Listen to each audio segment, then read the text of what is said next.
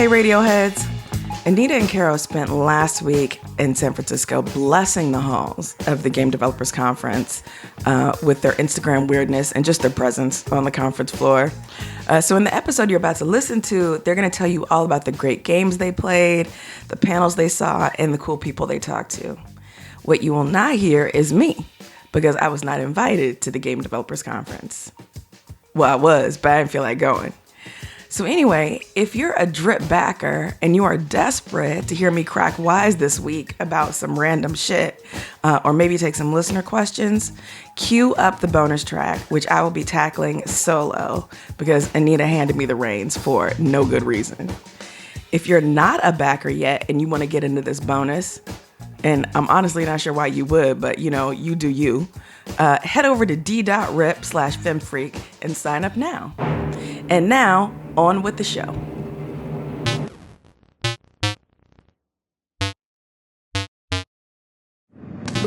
Welcome to Feminist Frequency Radio. This is episode 19, and I'm your host, Anita Sarkeesian, and I'm joined by everyone's favorite 16-bit era video game mascot, Carolyn Pettit. I'd say me and Bubsy are pretty much tied, actually, but yeah. Yeah, that's fair. Yeah. This is the show that asks you to be critical of the media you love, or alternatively, we are the feminist killjoys coming for your media, depending on your perspective. On today's show, we're going to be talking all about the Game Developers Conference, a major gaming industry event that takes place every year here in San Francisco. As always, we'll finish the show by each sharing a little something in What's Your Freak-Out? And as always, exclusively for our fantastic drip backers, we'll be recording a bonus segment. Everything Feminist Frequency produces, including this very podcast, is listener, reader, and fan-supported. Thank you for helping us stay on the air and on the web. If you want to access special perks and exclusive backer rewards, join our podcast community at d.rip/femfreak. Now, on with the show. How you doing, Anita? I can barely get through that intro. My voice sounds so... It does sound a little... Yeah. Yeah, like it wants to go to that squeaky It place. does. There's going to be a lot of squeaking. I There's mean, also maybe going to you be a could- lot of swearing because I'm so tired. I was thinking, you could probably have a side career as like a person who voices a mouse cartoon character. Only after a week of GDC, though. Right. So, like... Get that little window of... Yes. Yeah. So, like, Friday and Saturday, post-GDC... Yeah. I can record your little cartoon mouse. Yeah. So, it's just me and Carol this week. Yeah. Because we love each other and wanted some alone time That's with right. all of you. That's right. Also, just going to warn everybody, as I already did, we are extremely tired. So this is going to be a loopy-ass podcast. GDC has a tendency to take a lot out of you, It's a long... I mean, so E3, for comparison's sake, E3 is like a 3-day long event. It has the few days of like press conferences and stuff before that, but as a reporter or attendee, it always like only really starts on the sort of the Wednesday and goes through Friday. And I'm, wiped out at the end of that. But, GDC is even 2 days longer with lots of wonderful stuff, like great panels and talks and things. So it's not like, and it's a privilege really to be able to go. I consider it a privilege, sure. but it's still week. exhausting. It's just a week of like back to back to back. And here's the stuff. thing too, is that you have, I love that we're starting this with complaining, but that's fine because that's totally what's happening. The other thing is that so for those of us who have been in and around the games industry for so long, we have a lot of friends in the industry. And so, a lot of folks are coming into San Francisco. And so it actually starts the weekend before and it goes through the weekend after with all of the like social activities that accompany GDC as well. So, you're dealing with Monday through Friday, like 9 to 5 sort of work hours of like go meetings and games and appointments and all this stuff. The evenings are all like dinners and parties and what have you. And then also back-to-back weekends. So you're talking about like 8, 9, 10 days basically of shit happen, like of just all of this. And so by the time you get to this point, you're tired. It's like, it's fine. Like, it's a cool thing that you just have to prepare for every week. Exactly. But every week? Jesus Christ. Here with what? Whatever. But I think, this sort of for me leads into something that I've actually been thinking a lot about this week. And I was encouraged even more to think about it by a panel I went to yesterday, the One Reason to Be panel, which it was hosted by Rami Ismail of Lambeer. And so at GDC this year, there was a map of the world. It was made to look like a sort of 16-bit, video game map, but it was of the world. So it was all pixelated. Of the world? Of Earth? Of like the major of like North America, South America, Asia, Australia. Sorry. And what they had next to the map was little red markers and it said, pick up one of the red markers and indicate where you came from. Oh, like as attendees walked in. Yeah. Oh, cool. So of course, like a lot of people from like the Western United States, Eastern United States, all over Europe, and some parts of Asia and, Australia and whatnot. But so Rami started the One Reason to Be talk by saying, like, this isn't kind of had a slide of the map. And he said, this isn't a map of the world, of all the areas in the world where people make games and where people are like, people who are important to what we do live and exist. This is a map of where the people who have the political and financial privilege to come to GDC live. And so it was actually like a really powerful and panel. And his whole intro was devastating because, he talked about how, so he had these 6 people in mind that he wanted to come to speak. And of the 6 that he initially invited, 3 of them had their visas denied. Yeah. And then he invited 3 more to replace those people. 2 of them had their visas denied. And, and like these, he's like, some of the devs, one of them, it was like she's, unmarried and has no children. And so she was considered like a risk of overstaying or something. And he went down the list of all of these reasons why the people had their visas denied. Like, are you, do you, I forget what most of them were, but, do you not have your own home, or do you not have kids or whatever? Sure. And asked everyone to like raise their hands if they qualified for even one of those. I qualified for like 7 of the things that he listed off, and so most people in the auditorium had their hands raised, and he was like, like there are these. People cannot be here for those reasons because, and so it really made me. I mean, even much more aware of the fact that, GDC feels like this international. I mean, it is an international event. People come from all over the world to be here. But at the same time, like, there's whole areas from which people can't be here. Yeah, absolutely. And who should be, right? Who should be represented, whose voices deserve to be heard. There's very little that I see from the Middle East. Exactly. There's very little from, like, African countries. Yeah. One of the speakers was from a studio called Game Cooks in Lebanon. And her whole talk was great. But, at one point, she one thing she did was she put on a slide an image from an episode of Homeland, where that's ostensibly supposed to be this specific neighborhood in Beirut, I think.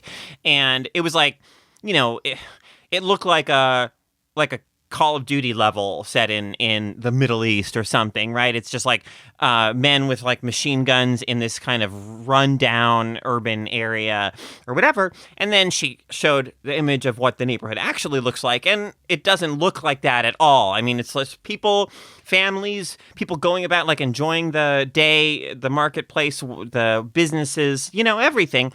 And she was like, she sort of made the point that these racist images and these concepts of what that region looks like that are completely kind of false discourage. They make like Western developers and publishers kind of think of the region as like not worth really looking at or investing in, or wanting to come visit because they have this image in their minds of it being one thing when it's actually something else, and how that makes it obviously like so much harder for them to get involved in meaningful ways in this work. Yeah, absolutely. And I think about too how a lot of times at GDC there is the advocacy track, and it has talks about various aspects of game development and game culture, but it is its own like siloed kind of track. And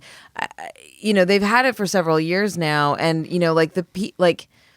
I just wonder the exposure to the people who could make a difference are not necessarily going to the number one reason why panel, right? Or reason to be, sorry. Yeah. Or whatever. Yeah, one reason to be. Which was based off of a hashtag, and there was 2 hashtags. And so I always forget which one it's named after. But and so thinking about like how do panel, like, how do we get more of this stuff in, the narrative track or the programming track, or like that these are related, or just having it in front of a broader range of folks in the industry. It was funny.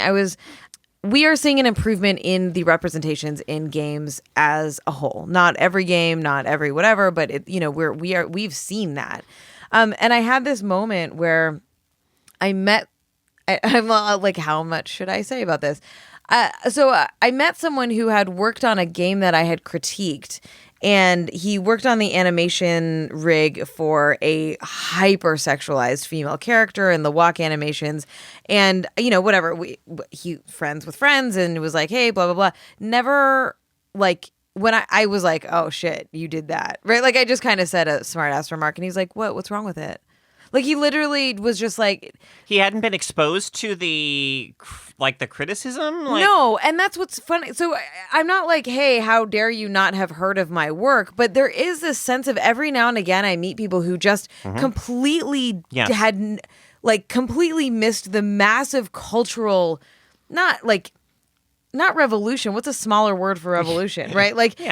There was a massive cultural shift that happened in the games industry, and how do you miss that? Yeah. So it was, he was a nice human. I had an enjoyable time meeting him for 5 minutes or whatever. Sure. But I was like, I'm not gonna work for you right now, so I'll send you a video later, right? Like I was like, I'm not gonna explain all of this right now. Yeah. But it was this moment of, we need to remember that not everyone is down, and not everyone is exposed to these ideas and these concepts, and there are different silos and sections of the games industry that are kind of just a little closed off. Absolutely. I went to a post-mortem for a game that was a pretty major game when I was young. This computer role-playing game series, the first 2 games called The Bard's Tale 1 and 2. And, the developer, who's now, probably in his 50s, mid-50s or something, but he talked at one point in the talk, he said something like, well, I use, and he's kind of talking to devs, giving lessons to devs. It's a postmortem. It's you want there to be takeaways and stuff. And he's basically flat out said at one point, sort of used this Tolkien-esque, kind of Christian rooted, sort of mythology in the basis of creating my world, because that's what people relate to. That's what people's background is. People. Wow. And, and I mean, this is, somebody asked him after the talk, what about, he specifically even said something that's why I wouldn't use something like a Hindu mythology or whatever, because that's people don't relate to that. And wow. And somebody asked him what about what about the inclusion, and what about people from other backgrounds? And it was really interesting, the moment, because the speaker's reaction really did seem like an honest oh, I just hadn't thought of that before. Yeah. He was like, oh, that's a really good point. I hadn't really thought of that. And certainly I would never want anyone on the basis of gender or religion or background or, socioeconomic status or this or that to feel in any way excluded from my game. It was just he literally hadn't thought of it before. Yeah. But I thought that was an interesting sort of indicator. I mean, this guy, obviously, he's still sort of peripherally involved in the games industry, but he's not like really making games right now. Yeah. So it's like, okay, I mean, yeah, you're like a white dude who was making games in like the early 1980s. I mean, I wish you thought about this. I wish you got it, but it's not surprising that you don't. Right. And then here's this, much younger person who gets up and asks this question, and like that's kind of, we are having these conversations now. And you can see them too when you walk around the show floor, and you see the games that are being demoed. Like, you're seeing this shift happening, and you're seeing the games that are being nominated for awards that, like, 5 years ago, you and I would have been like, no way would like a narrative based on like lesbian relationships that's like a fucking visual novel be nominated for an award, right? Or even be showcased on the show floor of GDC, but it is, right? Like, this morning I met the creator of Butterfly Soup, Brianna, and, just, it was, her game is awesome. And I was like, and you're getting this exposure that, wow, right? Yeah. So it is very much like these different spheres and who's been exposed and, who you hang out with and, what your communities are is going to have a huge effect on your work. Yeah, absolutely. And that's why I think it's so important still that, and I think this is definitely starting to happen, but not everywhere yet, that there are people who have a seat at the table in major studios to, who maybe come from backgrounds who aren't just, more straight white dudes who maybe, can say, hey, what if this character, what if we took her in this direction instead of that direction? Like, we don't really need another character to be the kind of the sex object or whatever, what if she has this going on or that? Yeah. It's so important to have that influx of talent and, perspective into the industry. Yeah, totally. Let's talk about some games. Yeah. So one of the things that we went together, was the Day of the Devs hosts a few hours in the evening. They rent out the big theater at the Alamo Drafthouse, and they have a curation of, like a dozen developers showing off their games. And so we're just sitting in seats and watching on a giant screen, these devs play their demos, which has got to be such a cool thing for a dev to do, right? Oh, man. But I was a little bit like, is it going to be interesting to sit and watch game demos like back to back to back? And I actually really liked it. I thought it was a great way to be exposed to a lot of games in a short, it was few hours, but in a short period of time, because on the show floor, like being able to get hands on a game, you kind of have to like, unless you made an appointment, you have to sit and hover for a while until the game is available to be played. And so for me, when I don't have a lot of time to do that this was great. And there were so many games in that showcase that I'm really excited about. One game I want to talk about is Knights and Bikes. This is a game, I've been excited about it for a few years now. I think the team putting it together is called Foam Sword. And it's about two, young girls in I think in the UK, certainly, who in the 80s, who I think live in this kind of poor town, or there's situations where their parents, their adults are struggling with, with adult, financial issues and things like that.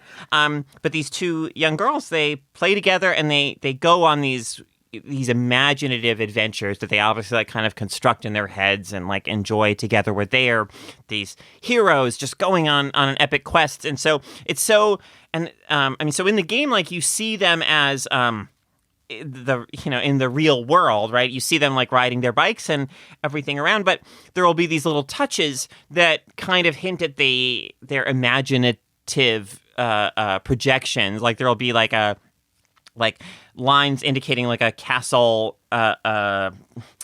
what's the word for that, parapet or something, just kind of as if they're sketched into the world, where it's actually just a rundown factory or something like that. And there just seems there's so many opportunities in the world for interaction and fun that aren't about progressing the game, but are just about having fun together and just playing in the world. And it's so delightful. It's just so endearing and delightful. It's really endearing, and I feel like it's got a really captivating animation style. Yeah. And just watching them like run around this world and just, like you're biking around and then, you have to do this activity thing. And then, you're doing, but it doesn't feel tedious. Like from what I've watched of it, I haven't been hands on with it yet, but it looks adorable. Yeah. There was another game that I had never heard of that there's actually a bunch of games in that showcase that I was glad to be exposed to.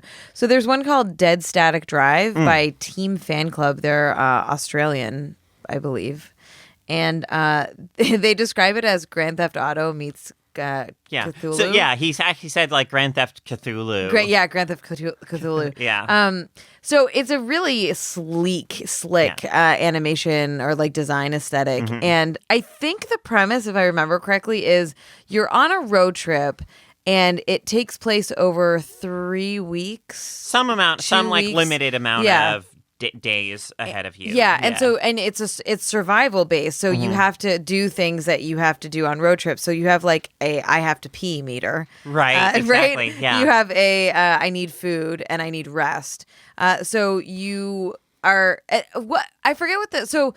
Like it goes day and night, but like you also die a fuck ton over and over again. Yeah, or at least he did during the demo that he was doing. Like these essentially like sometimes these tentacles of like a Cthulhu-like monstrosity just burst up from the ground underneath you. You're trying to put gas in your car and it just like bops your car away and you're like, what the fuck? Yeah. But I think the conceit was that time continues. Yes. Like I don't think that time stops when you it doesn't reset. You essentially lose X number of hours, I think, when you die, which puts you in a more difficult position as far as like getting to your destination in the time that remains. Yeah, it looked. I'm pretty excited about it. It looked really cool. Yeah, another game that before I saw it demoed, like I didn't really know what to make of it or what to think.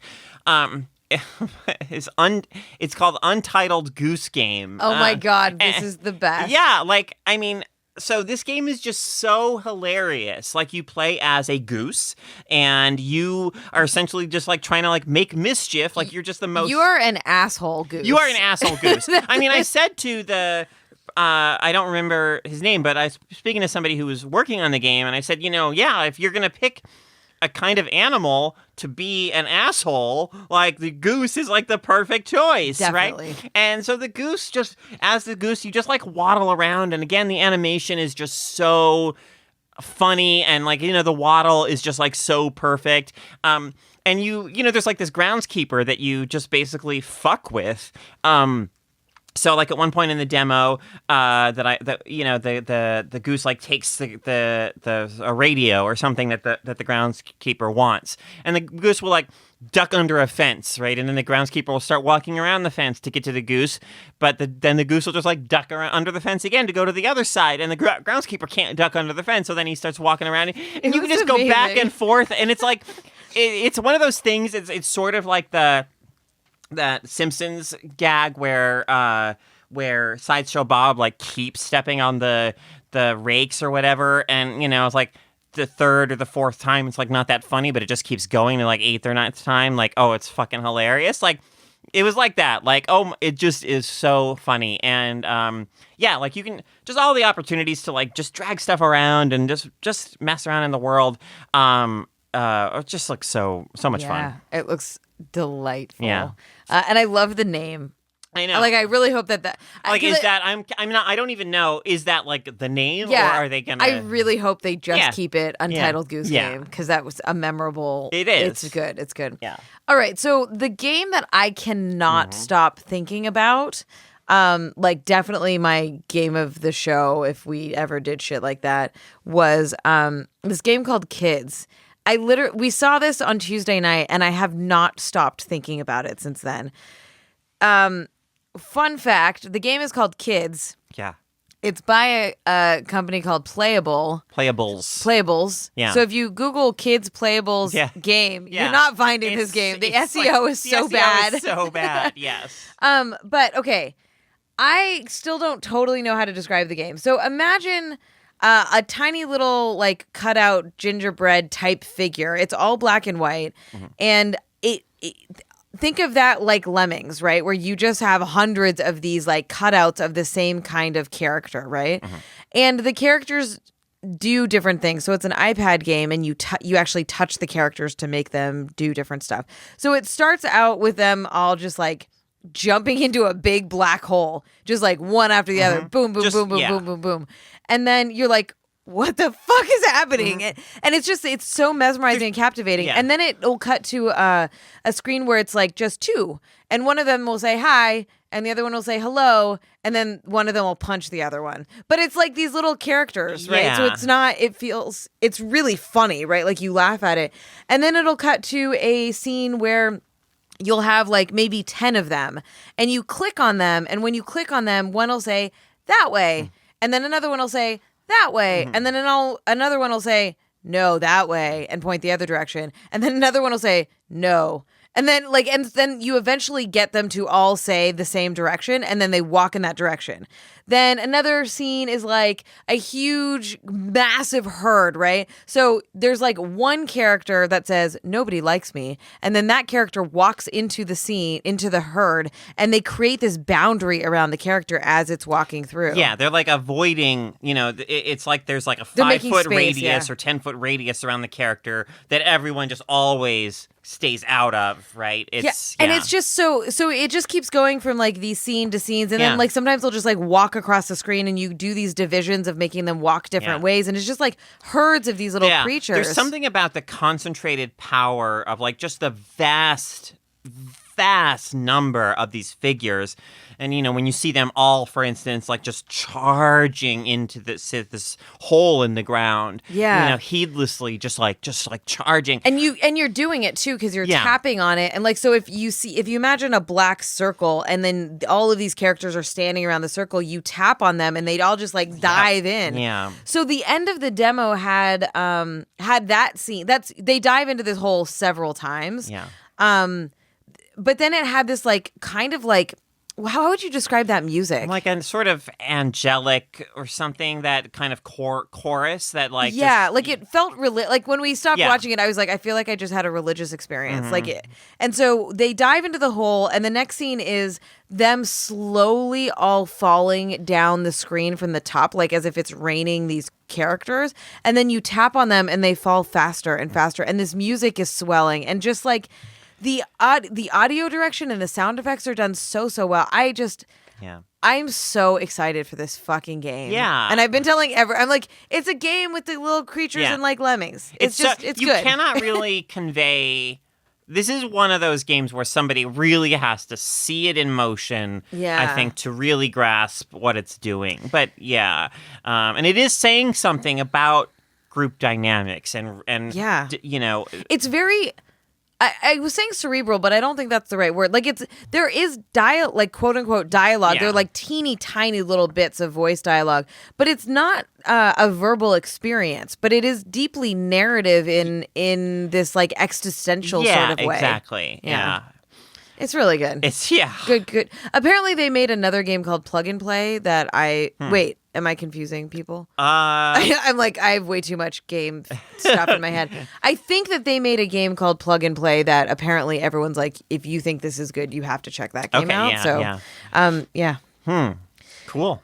One of the other things from the Day of the Devs demo was that Media Molecule was there showing off Dreams. Yes. And so if you haven't heard of this, so Media Molecule made Tearaway and they made Little Big Planet. Yeah. And their next project is a sandbox style game where you can create anything you want and you can animate it. So you can create creatures and environments and create these little animated scenes. Yeah, it takes, obviously, one of the big selling points for Little Big Planet and its sequels was, hey, you can like design your own levels and environments and stuff. And some people definitely did do some pretty cool stuff with those tools, but obviously they're still limited in some ways. They're, focused on sort of platforming and things like that.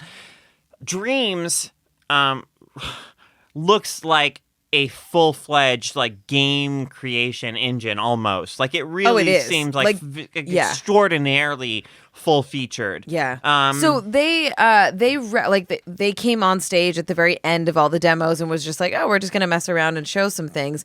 They took what's basically like a blank canvas, like 3D model of a human. Yeah, it starts as like a humanoid. It looks like basically like a featureless, wooden doll, maybe of a person. And we're watching them transform this into a goose. Yeah. And like it was just, it looked really. So at first they they made the butt really big. And you're like, well, this is just funny and goofy. And then they like leaned. They made the characters like lean, the torso lean down, so it was kind of goose-like, but it's still this humanoid. So it was fun. And so at first you're like, what is happening? And then as it was so hard to stop watching them like create the beaks and the feet thing, the little webbed feet. The webbed feet, and like the level. It was mind blowing to watch this transformation. And they had like all these animation settings and options. So they like made the walk as like sassy,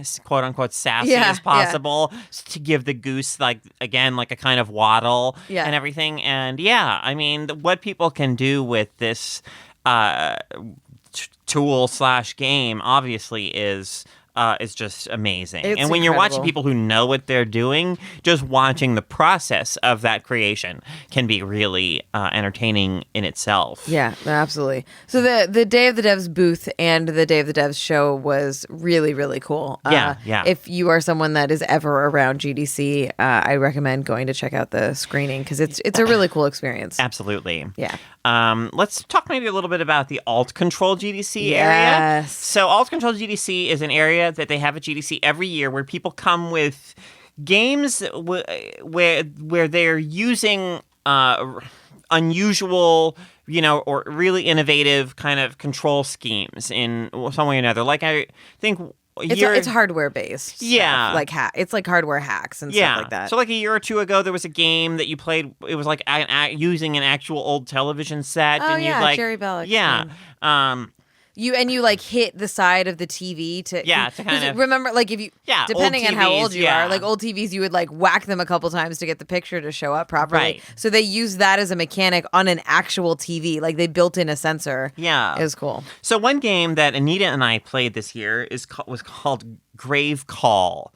And is that what it was called? It's called Grave Call, right? Which is kind of a great, like, funny. It's very accurate, but like, holy shit, that's so much a pun that I hate. So, and the whole concept of the game is that one player, you have to play with two players, and one player has been like captured and like buried alive, right? And so they're in a coffin. And normally, I guess when they've demoed this game elsewhere, they've had like an actual coffin that the player rests in. They weren't able to bring the coffin with them, so they built like this black box, but it functions the same. You get in and close the lid, and it's a little too cozy. I could have fallen but asleep. I don't know if we want somebody to be like really uncomfortable during their playing experience either. I'm just saying. And that person has like maybe a cell phone where the battery's like running out, and some clues and information on there about their whereabouts and everything. And then the other player, who was me in this case, plays as like a police, like a 911 dispatcher, and so Anita, was like feeding me these kind of clues. So when I was in the coffin, they give you a phone, and the phone has 10% battery life. Right. They built a app that looks like an actual phone, like an entire phone UI. So there's like photos that you can scroll through, and text messages, and emails, and then it warns you that your battery is dying because you only have 10 minutes to do it. So it's like, it warns you, like, they're like, do you want to go in power saving mode? And you're like, yeah. It's super stressful. Yeah. So I was trying to feed Carolyn. I was like, oh, I got this threat from my ex-boyfriend, or my ex-partner, and so there's occasional reservations at a hotel, or something. And so she would give me like names that I could search for in a database, or like locations occasionally, and I have this map with these little police cruisers, kind of cruising around on it, and I can dispatch them to investigate specific locations, and so like one location was like something. It was like, oh, we found a van and signs of like a struggle or something, but no grave here. And I'm like, okay, so probably I'm like sort of maybe in the right region, but there's still like so many different locations where it could be, and you don't have enough time to like search everywhere. You have to like make decisions, and so I mean, the pressure. I really was feeling that pressure, and it was like this just tremendous relief and satisfaction when I found, basically dispatch a cop. I thought car. I was going to be buried alive, basically. To a car, to a location, and like we found them, we found the grave or whatever. It is a really neat idea and really well executed. Yeah, I think that they are students at a game school in Sweden, so it looked like I think it was a student project. I thought they did such a really good job with it. Yeah, absolutely. My favorite game at Control-GDC was High Five Heroes. Oh, it's so good. It is a game. It's a rhythm game about high-fiving, low-fiving, and fist bumping. So you like make friends by high-fiving. You basically what happened. You stand next to like a platform that has a handle, and you both hold separate handles across from each other, and then you have earbuds or you have headphones on with like, a rhythmic game sound, and it guides you through what you're supposed to do. So it's like high five, go, and then you high five twice, and it's like high five, fist bump, go, and then like if you're doing low five or high five, it'll or low five top, low five bottom, and you have to like get the timing right, and then I think there's a sensor that like counts how many times you actually get it right, and so there's like a score on the screen when you're done. It was just so. I mean, we did fairly well. Like there were times where we were in the rhythm and like doing it, and then there were times where it's just hard. You can't keep up, or you just it'll sometimes say like it'll tell you low five bottom too slow, which means you're supposed to pull your hand away. And it's just hard to keep up, but it's so much fun when you get into that rhythm with the other person and you're just like nailing it and just like high-fiving and fist bumping all over the place. It was really good. This was not on the show floor, but this was at a bar party thing that I was at called Dobotone, if I'm saying that right. I believe that they are Argentinian game developers, and they created this 5-player game console designed for parties. So like it's actually a box that they made. And there you have 4 players have 2 handles with like buttons on the top of them. I'm showing Carolyn what they look like. Yeah. But Okay, I get it. Yeah, you can just picture. Yeah. Pretend that I'm smashing buttons down or something. Anyways, so that and then there's a 5th player, which I'll explain in a minute. But the game it's basically kind of like a WarioWare style, where it's really basic, like simple games. Yeah. And you can rotate through the games. And so there's one where it's like you have to make a hamburger, like you have to slide the right ingredients down to make the hamburger in the order. There's another one where you just have to like race before you get eaten alive on like a train track thing. And there's no explanation of how to play the games. You just have to fail a bunch until you figure it out. There's another one where you're giant robots just mashing at each other and like mashing arms off and legs off. So it's just a bunch of those. Here's the thing is, so your 4 people are playing this game. The 5th person is playing with the actual console that they built. And it's almost like a remix. So there are different buttons that do different things. So you can make it glitchy. So you can use I'm making a motion. Like a slider? Again. Yes, thank you. You can use a slider to make it more or less glitchy, which will fuck up the gameplay. You can make the screen bigger or smaller so that they can see more or less. Just a bunch of stuff like that affects the way that the players play the game, which is what keeps it interesting and keeps it like kind of party-ish. It's a really, really cool system. That sounds really fun. I'd love to play that at some point. We saw. You want to talk about the Arte games? We saw a game called Homo Machina. Which was inspired by Fritz Kahn's medical illustrations, which none of this sounds interesting, but the game is fucking cool. I mean, I don't know. So I'd seen these illustrations in this style before, but I had not actually known the name Fritz Kahn. But if you look up some of his artwork, I think you'll probably recognize like, okay, that, especially like the specifically the images of the human body where the whole interior of the human body is envisioned as like kind of machines and gears and like different things like that make the body function.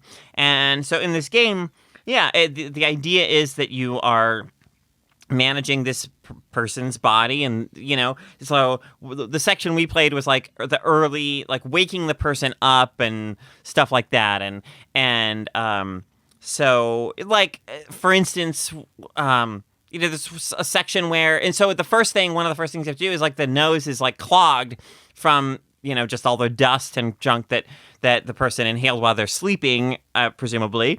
And so you have this person with a hose on a like a lift that goes up, that you maneuver up and down, and you just use the hose to just like spray away all the snot basically in their nose, and then you have to like manipulate the nose hair, which so that it like filters out the junk that's coming in, and like these little it's really charming. It's an iPad. It's a mobile game. So like you're touching the screen and using that. It's really really it just nice. seems like super inventive, and because each sort of part of the body is like different, has all kinds of fun just gears and mechanisms and things to play with, and it looks really cool. One thing I wanted to shout out that was kind of cool was this year GDC did their first ever film festival. Oh, so yes.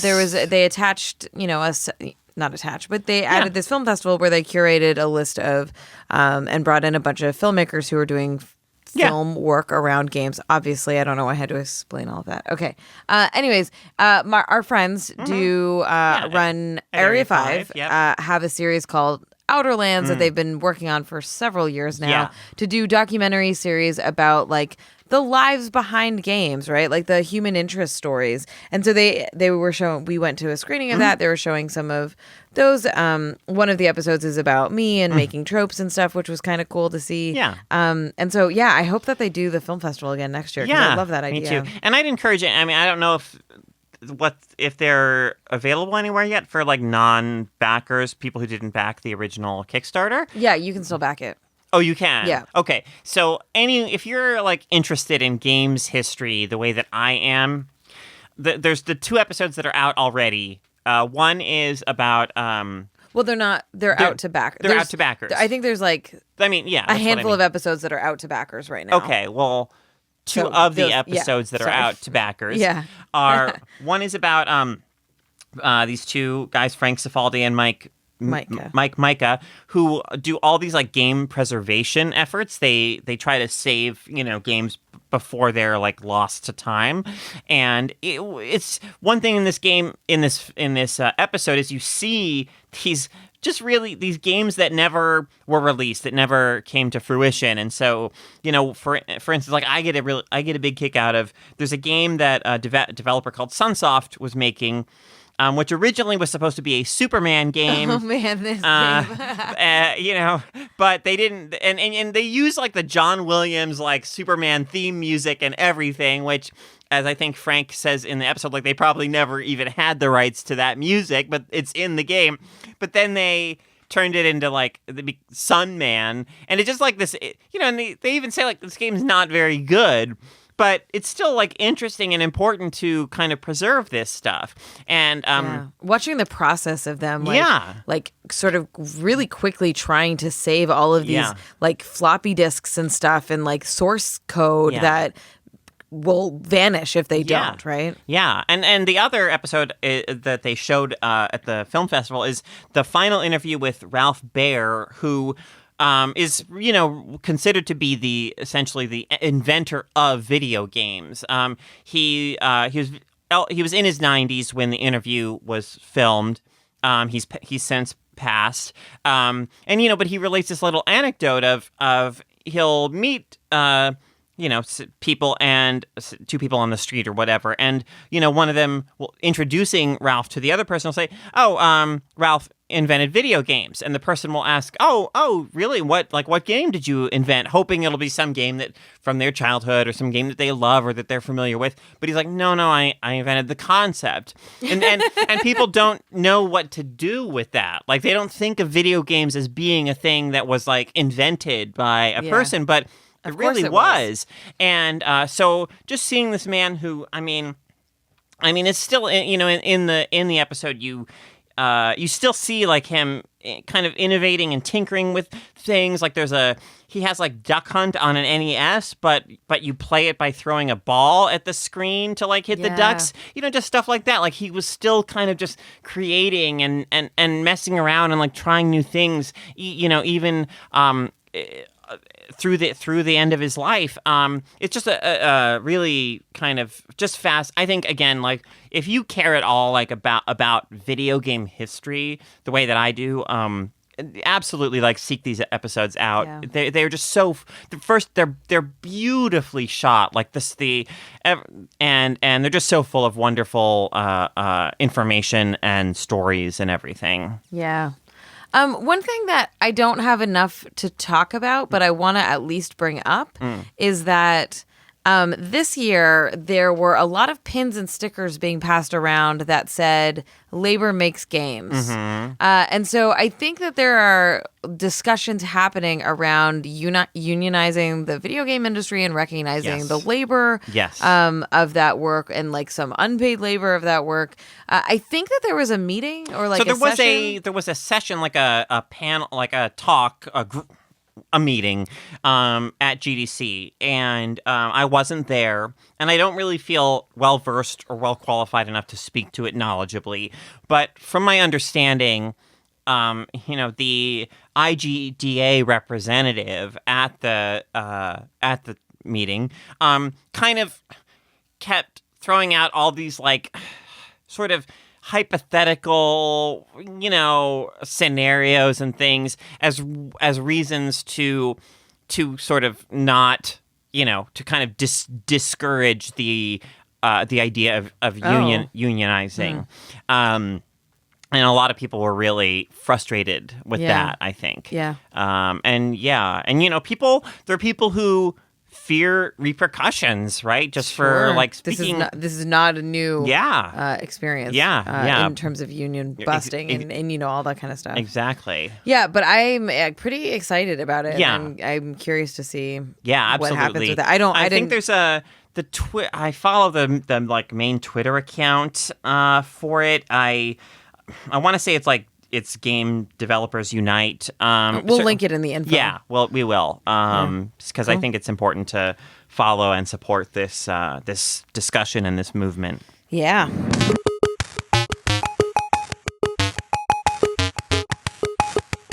So this whole podcast was basically a one big freak out.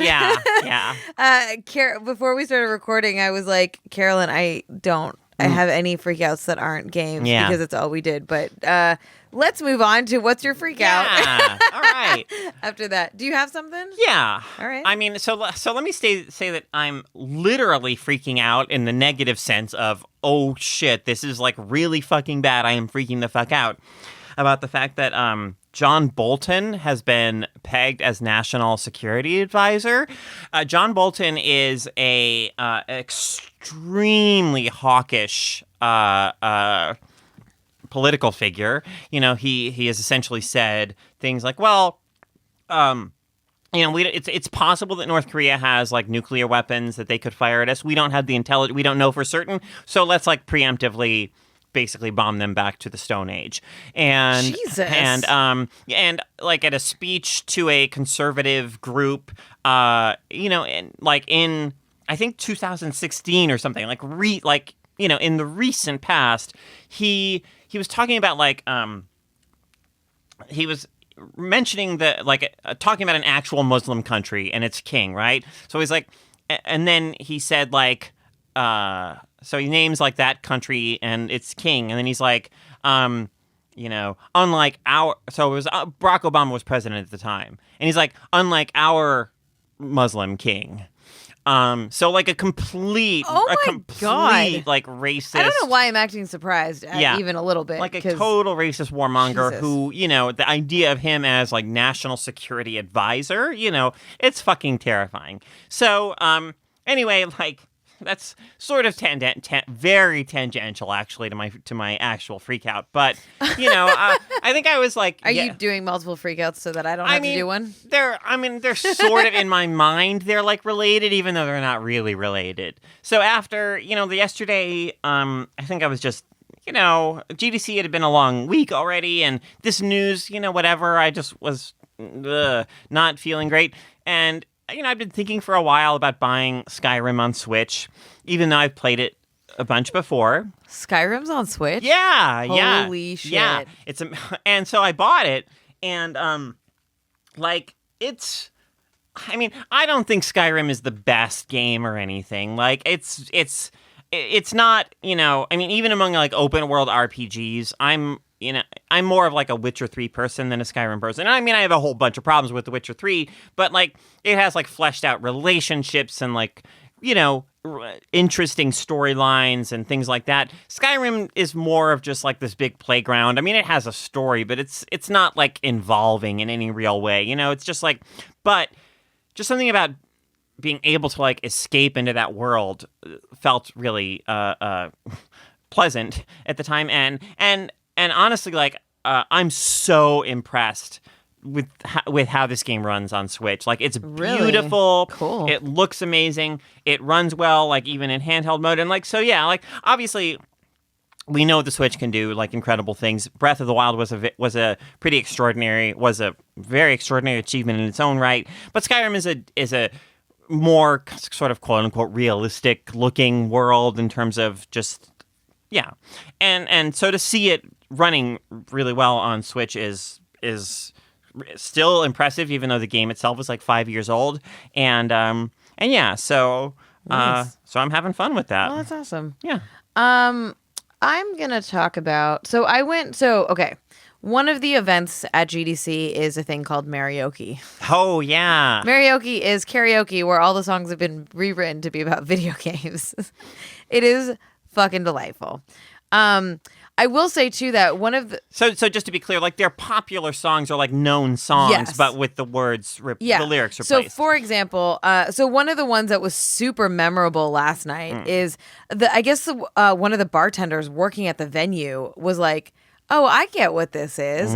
Nothing to do with games or whatever, but was like, I'm going to do a song. And so she did Bjork's It's Oh So Quiet, and she killed it. And the song is funny because it's like, I forget what the theme was, but it talks about like doxing and like shit like that, right? But so as someone who's not involved in games or anything, and she had such a beautiful voice that literally everyone, like anyone who wasn't paying attention, all just like swarmed out to watch her. It was, those moments were so special. But it's such a funny. Anyways, this is not my freak out. But karaoke was not my freak out. But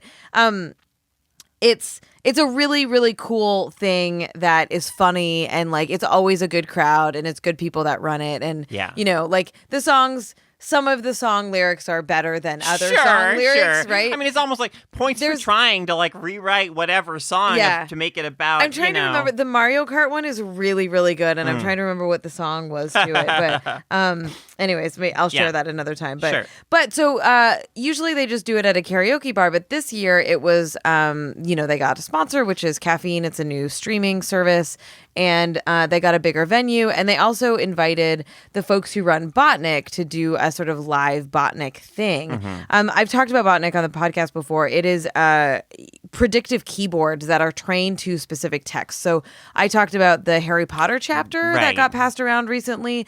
That's an example of Botnik. So it's actually like a community of writers who use the keyboards and like use this sort of machine learning to craft these amazing hilarious things, right? So funny. So the way they did it live was they developed a system where there are 4 computers set up in this little room, and they made keyboards for different gaming related things. So they had Final Fantasy, where you were either Tifa or Cloud. I don't know shit about Final Fantasy. No, I could have faked Cloud. it. I could have just went. Yeah. Right. Or they did Her Story. They did Darkest Dungeon. Oh, rad.